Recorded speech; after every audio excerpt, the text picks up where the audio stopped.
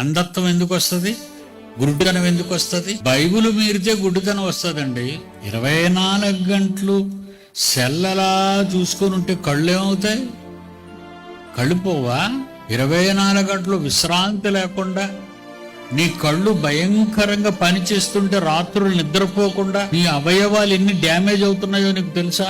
నువ్వు పాడు చేసేసుకుంటున్నావు, అన్ని నువ్వే పాడు చేసుకుంటున్నావు అంటున్నాడు దేవుడు. మరి కళ్ళు దేనికి ఉపయోగించాలండి? బైబిల్ చదవడానికి ఉపయోగించు, దేవుని మాటలు వినడానికి నీ చెవులు ఉపయోగించు. ఇవన్నీ చేయటానికి నీకు బలం కావాలి కదా. నీ ఇష్టం వచ్చినటువంటి ఫుడ్ తినకు, ఆయన చెప్పిన ఫుడ్డే తినాలి. నువ్వు ఆయన చెప్పిన ఫుడ్ ఏంటి?